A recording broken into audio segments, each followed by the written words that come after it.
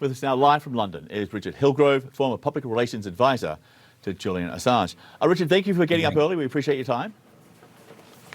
You're welcome. Okay, so good morning. Were you actually, just some logistics here to begin with, were you actually expecting a ruling by the High Court on Wednesday, or at the very least a date when one would come down? And if you were, what do you make of the fact they didn't actually make a ruling? This is quite normal for them to reserve judgment. I've been involved in a number of cases similar, and they tend to make their decision a little bit later. They like to gather all the evidence and have a little think about it.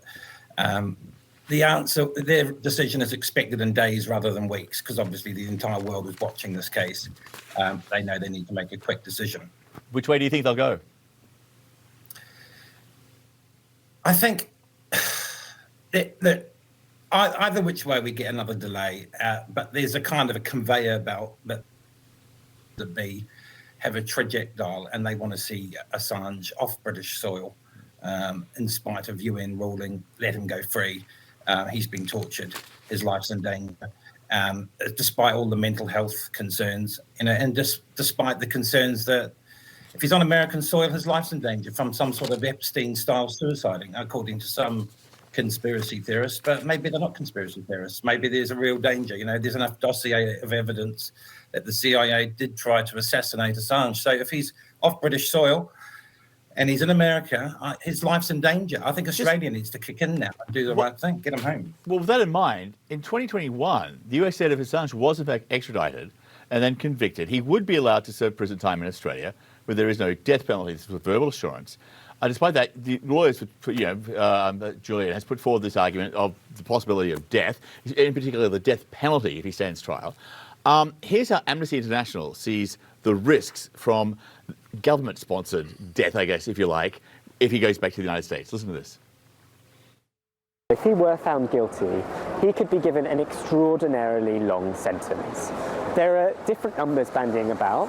One assessment of looking at all of the counts and adding up all of the accounts on the indictment is 175 years.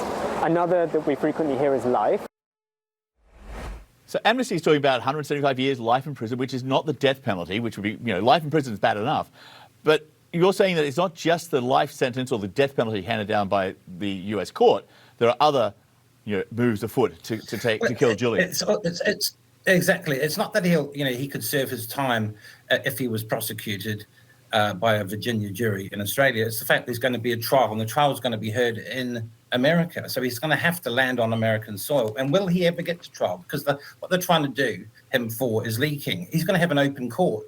It's going to be more of a spectacle than Johnny Depp and Amber Heard. This is going to be like 1,000 times more leaking. They don't want to see him in court. I don't think he'll get to the court if he lands on American soil. They've already foreshadowed this whole mental health thing. He's a suicide risk, and in spite of that, he's going to be extradited. Okay, there's the grey area. But the suiciding of Assange, I believe, is an imminent danger. I think this is highly politicised, and on that basis, the extradition should not happen. It's unlawful. So outside the court, we heard from Julian Assange's wife, and she had this very dire warning, which she said to supporters. Listen to this. There's a realization about what this is really about, which is an attack on the truth, an attack on the public's right to know, that cannot stand. Everything turns on the outcome of this case.